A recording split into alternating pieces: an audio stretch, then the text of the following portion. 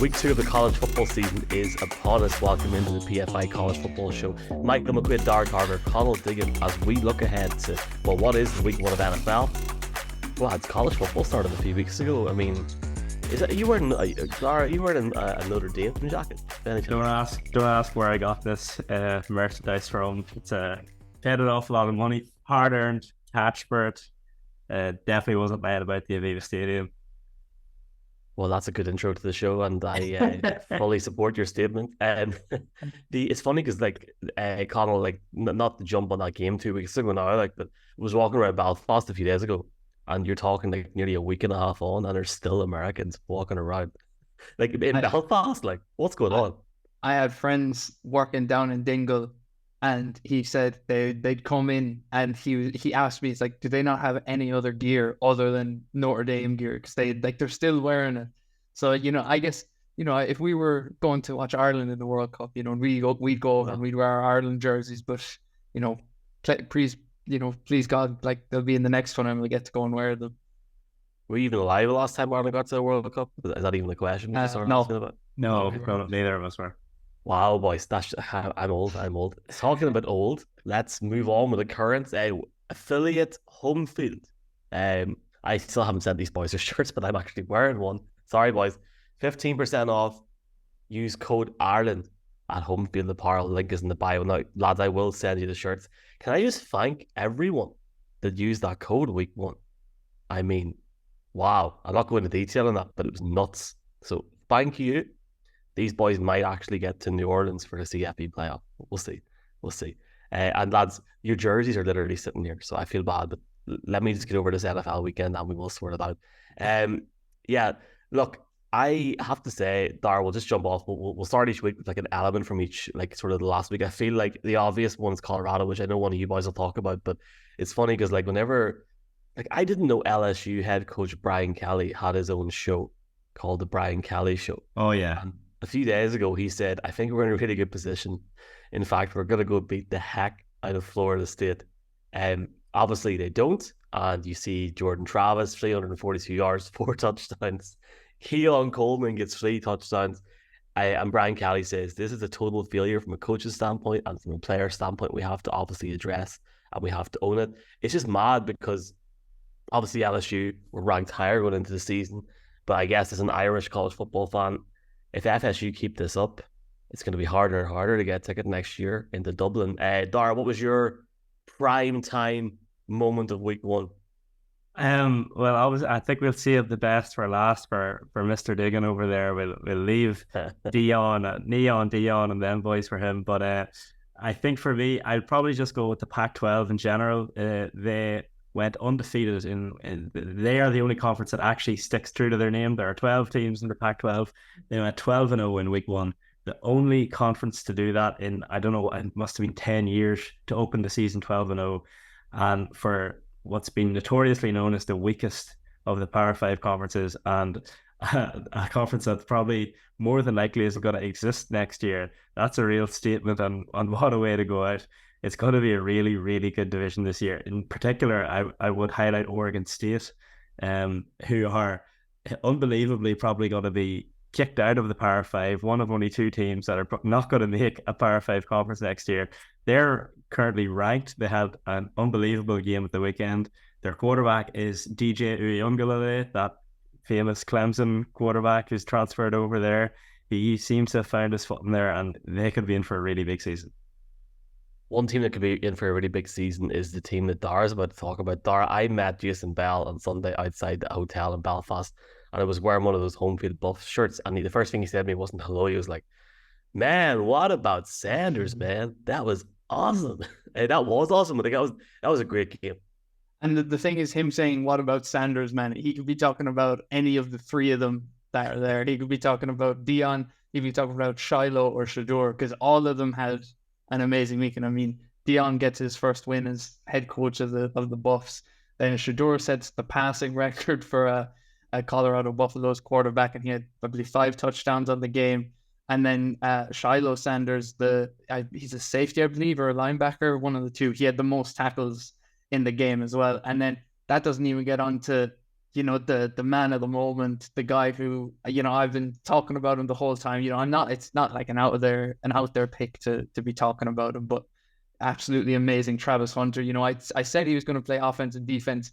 Now, if you said he's going to play over 100 snaps total between the two positions, I would have thought that was crazy, but he did it, and he had a touchdown and an interception and an amazing pass breakup as well. So it's just, you couldn't get any better. Maybe you'd want a little bit better defense total from Colorado, but it was just amazing for them this weekend. It was a great game to watch, and I guess, and I'm not going to shy away from this, people in Ireland, people in the UK especially, it's shocking that we can't watch that game on TV. Like, really poor, and something needs to be worked out about that. Like, I had to sit on my phone and watch it on a free preview on Fox Sports on a VPN. No comment for anything else there.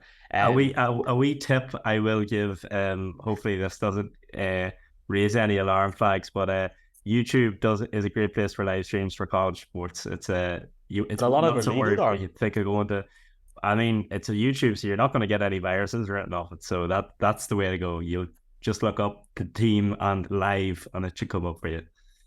And like in terms of what Dara said, like, a lot of it is legal. There is a Pac-12 network that has a YouTube stream on the Saturday. ESPN has got like a match of the day style highlights thing on the Sunday. I feel like this is where we just in the way where we do one episode a week here. It feels like we should be jumping on talking about some of these games for like an hour because they were that good. But I agree, it's great to sort of flex into this week. And it's funny, folks, for people that are watching this, and thanks to everyone for their comments. Like, lads, this is charting in the top 20 in Ireland the other day, so it's unreal to see.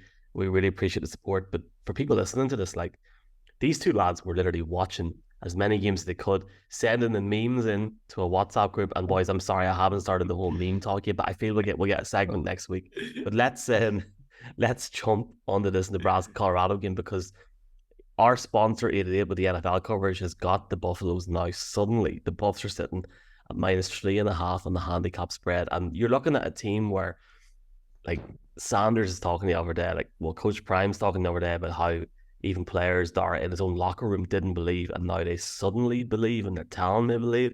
They're saying the tickets are going to be hard to come by in Boulder, which is nuts, which is that is insane for a start.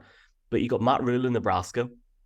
Like, even from when they came into Dublin to now, they've encountered a lot of change.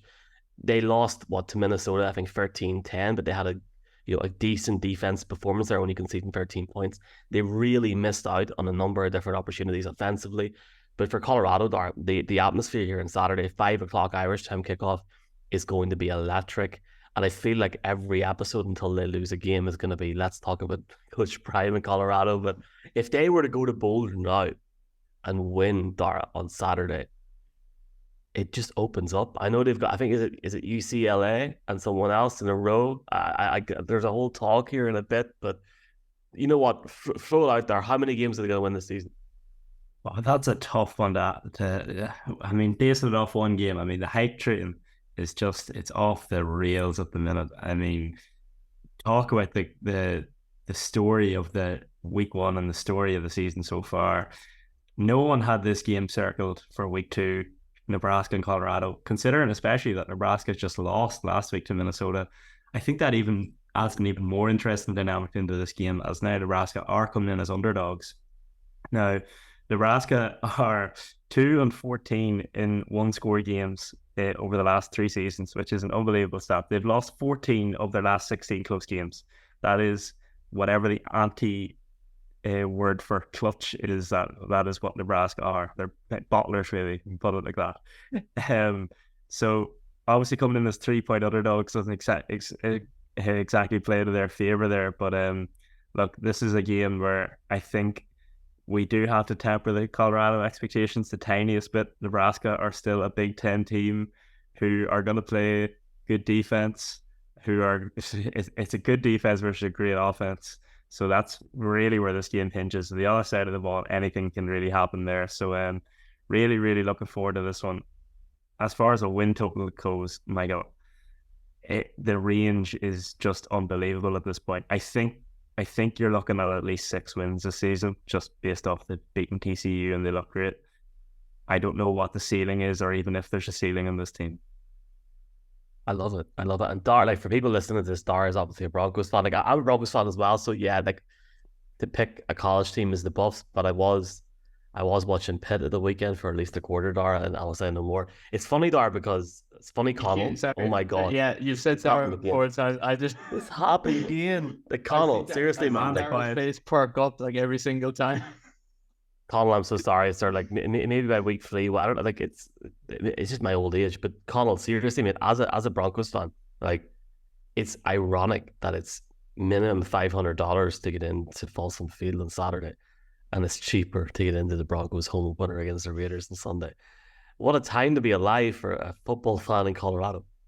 I mean, there was a clip, I think, circulating this week of Travis Hunter and a couple of the Colorado teammates. Like they had a tour of some place, and the Broncos logo was up somewhere, and they were like, "That's the team I want to play for. That's the team I want to play for." So maybe if the Broncos keep going like they have the last couple of years and not been great, maybe they will get the chance next season to draft him.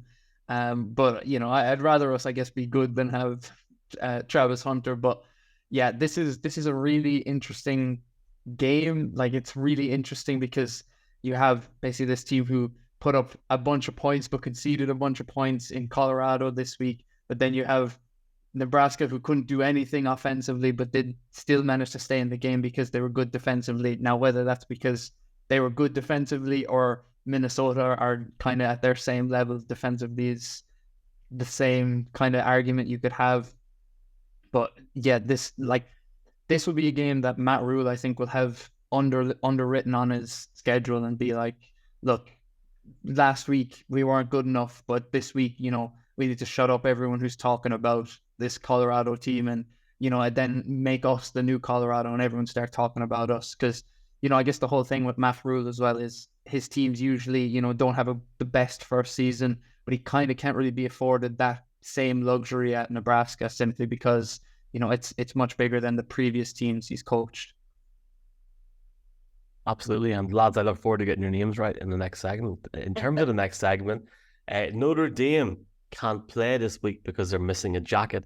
That was a joke. Can I just say I watched a bit of the Notre Dame game at the weekend there, and like, what is there to say here? They've put up 1,000 yards of total offense offensively in the first 2 games, 589 yards passing, there, 412 rushing.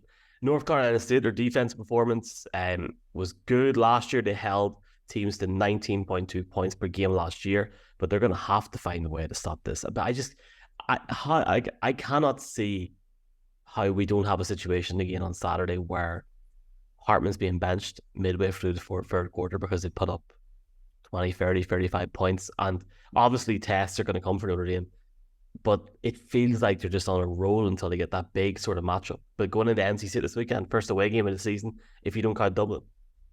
Yeah, I saw the spread for this game sitting at Notre Dame -7.5, and that really did take me by surprise. I think Notre Dame so far have exceeded expectations, even though, albeit it's been against poor competition, but they are better than who we thought they are coming into the season. Sam Hartman has looked as advertised, if not even better.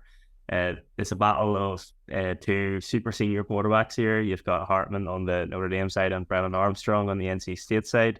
They're both very familiar with each other at this point in their careers. I think they've played each other maybe 4 times. Hartman himself has played NC State 3 times. So this is it's going to be an experience battle between them two of the better quarterbacks in college football at the minute. I think, honestly, Notre Dame have to prove that they can beat a big team. Last season they started off 0-2, and look, they've got Ohio State nearing each other on the schedule there.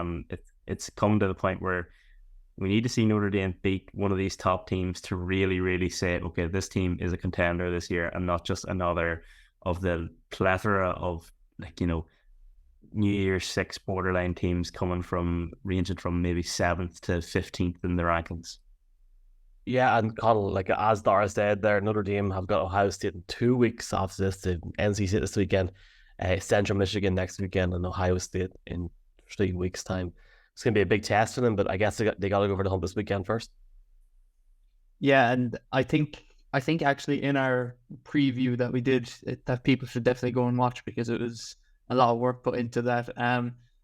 The Notre Dame like team, like you look kind of back every season, and there is one game that's against a similar level opponent. Like last year was different because they did lose, to Marshall early in the season, which they definitely like should not have lost that game. But like this NC State team is one where you could kind of see like they just turn up on the day and play amazing defense and just play get the job done on offense. And if they can do that, like they could beat this team. I guess it really does come down to the man of the hour, I guess, for Notre Dame, and Sam Hartman. Like how's he gonna perform? And even then, we're still not talking about Audric Estime as much as we should be as well, because he's put up, I believe in the first game he put up maybe just about 90 yards or over 100 yards, and then he went over 100 yards again at the weekend. So I think it'll be really interesting. I do think Notre Dame wins this because I think they're kind of just a different team and they have more confidence than what they did last year. And Marcus Freeman, there's actually a great piece on The Athletic by Peter Sampson. He watched Marcus Freeman. He watched the game, but he watched Marcus Freeman all of last game. And, he just saw the growth that came from him in his second year as a coach this year. It's really, really interesting.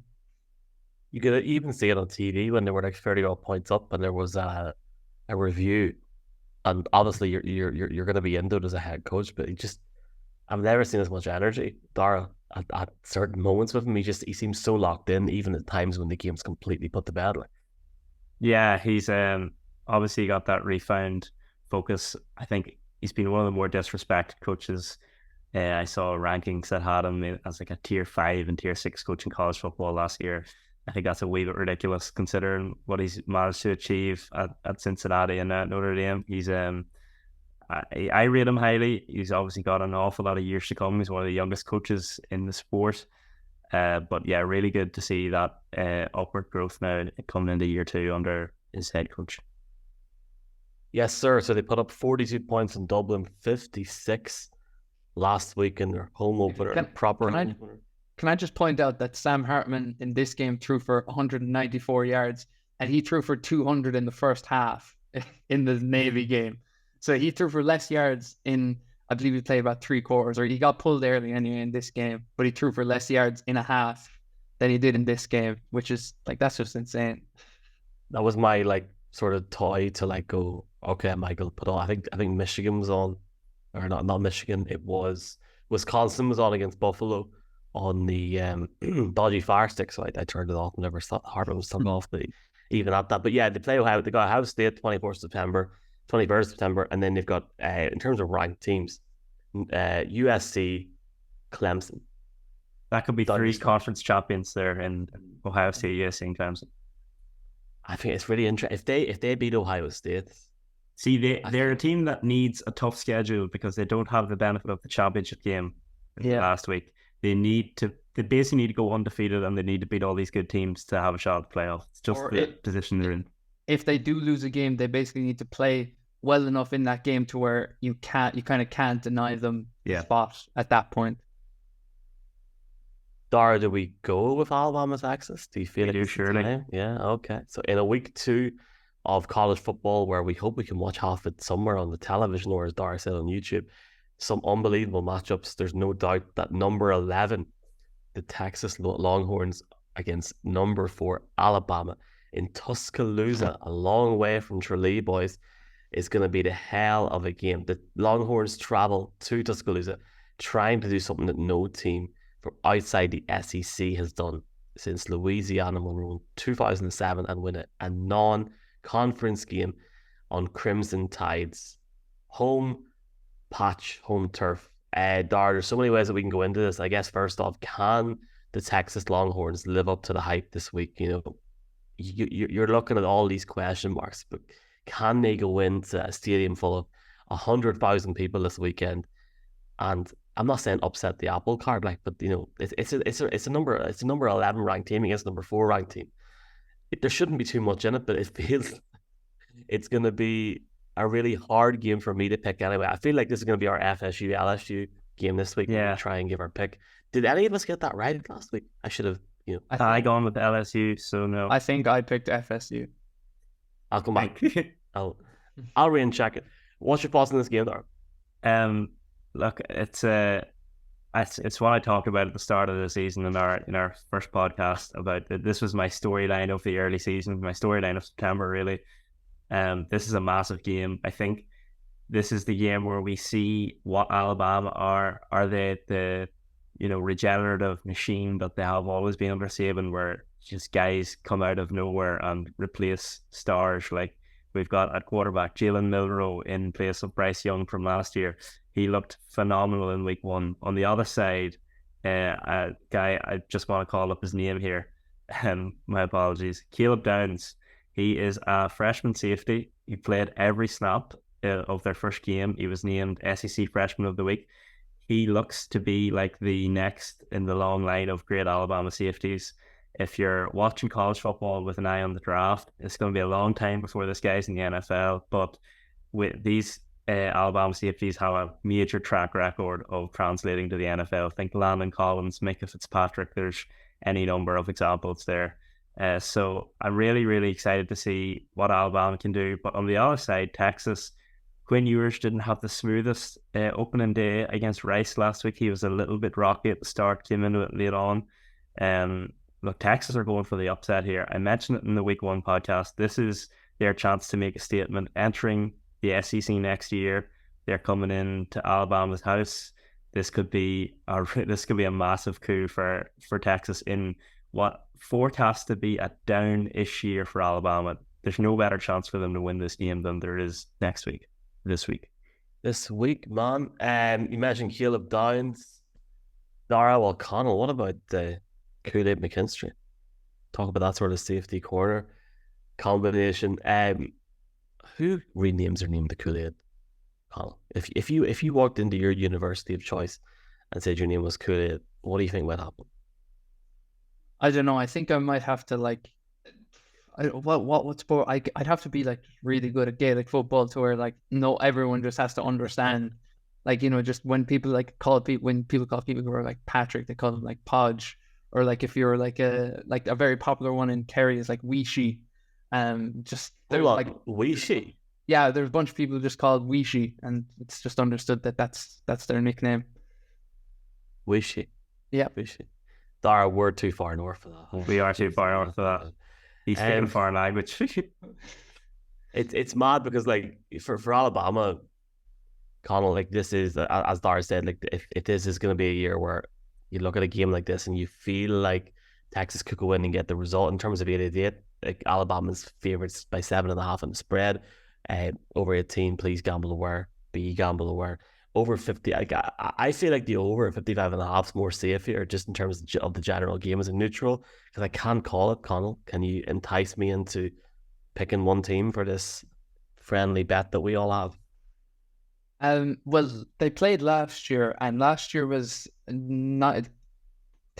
Alabama won 120-19, but that game probably shouldn't have been as close as it was because Quinn Ewers actually went down with an injury in that game, and then they still managed to keep it close. And for Texas team, where a lot of people would question their defense, it's way even more improved this year, and it's kind of one of the things that Steve Sarkisian has pointed out, that the offense is going to be what it usually is, but the defense this year is 10 times the team it was the year before. So I think the over is probably a safe bet. I mean, if so long as Ewers probably stays healthy and doesn't, as any kind of gets out firing, if he goes in slowly like he did last week, Texas could get behind early and not really have a way back into the game, especially against an Alabama team. And they'd want to, I think, take advantage of an Alabama team who are still trying to find, what they are on offense as well. This is one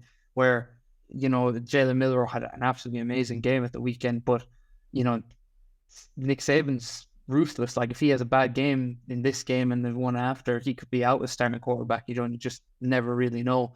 He benched a guy at halftime of the national championship game. So I think whatever happened to him, he really. Yeah, what happened to the guy who got? What happened to never came and what happened to the guy who replaced him?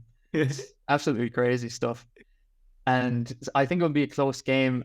I'm just gonna have to say my pick. I'll say my pick already, and I'll let you guys say. I think it has to be Alabama. I mean, I think you're a stupid man at any time if you just rule out Alabama in any matchup. I think they're Alabama. Like that's the only reason I can give to see them winning this game. Really, I feel like I should just go against you and pick Texas just for the crack.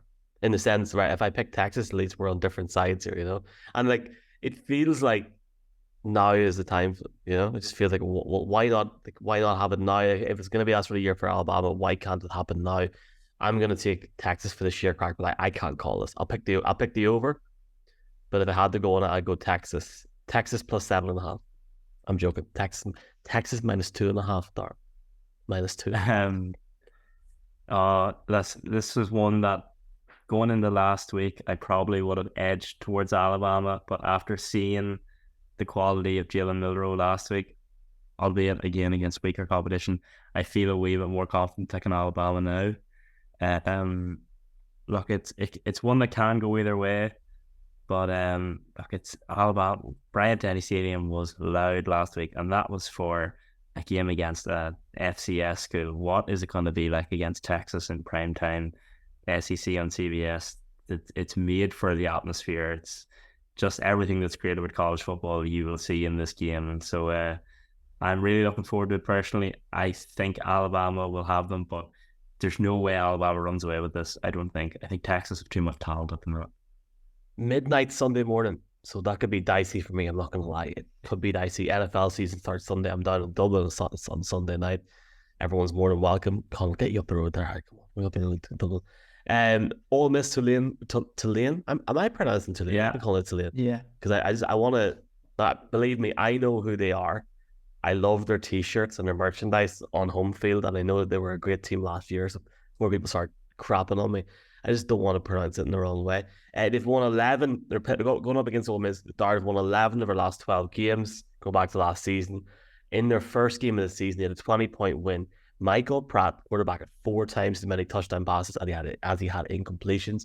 Ole Miss didn't do much last weekend, but you know, Ole Miss have faced Michael Pratt before, and he's massively improved since. So you're looking at a situation where this could be a really spicy game. SEC.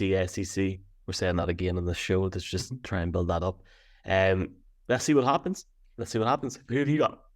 Yeah, this is a really tough one to call. It's the only other top 25 game this weekend, aside from the last game we spoke about. I think, obviously, Tulane are the pick of the group of 5 teams this year, as they were last year. Whereas Ole Miss are always like a victim of the ruthless schedule. I think they're currently ranked, but I can almost guarantee you by the end of the year they won't be. And it's not too much fault of their own. They play Alabama, LSU, Auburn, Texas A&M, and Georgia within 8 weeks. That is just hellacious. And that's on the road at Georgia and on the road at Alabama. It's a lamb to the slaughter. They are one of the top 25 best teams in America consistently, but it's just a product of their own demise. Is that SEC West hellacious schedule? But listen, at this point in the year, Tulane and Ole Miss are very similar level teams. I really like Jackson Dart, the Ole Miss quarterback. He had a big week last week against Mercer, 4 touchdowns he threw. I think this one, I'm just going to give the edge to Ole Miss. I think they've got more experience and they've got that SEC talent. The SEC bias is coming through in me here. I'm one of those guys, unfortunately, but I think between these two teams, you've got a really, really talented Tulane offense. But I mean, it's Ole Miss, it's SEC football. I think this is one that they're going to add to the win call. Ole Miss really have those guys on the secondary, and you feel like they've got those bodies to really get over the line against Tulane. Are you in the same camp as Dara here?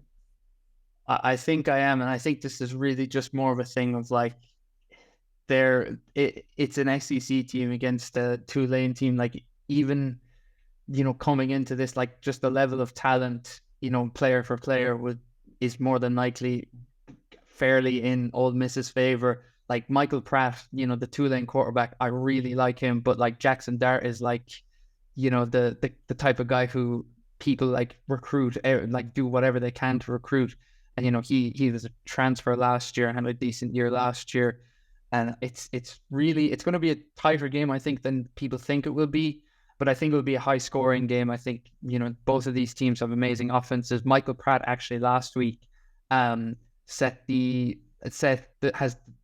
second highest like QB rating on PFF for a college player ever. I can't remember who exactly the first one was, but he was literally only like 0.5 or 6 behind. I think Darren knows. No, don't ask me. Don't ask okay. me. You start Googling. But yeah, it was like he played absolutely amazing against South Alabama. So I think it'll be quite close, but I'd have to just give the edge to Ole Miss. I mean, Lane Kiffin is you know, an offensive whiz guru type guy, and you know, he'll find a way to win this one. You boys are bang on. 37-17 win last week against South Alabama. 333 total yards. I googled this while you were talking. 4 passing touchdowns. 7 20-plus yard completions, and a quarterback rating of 96.5.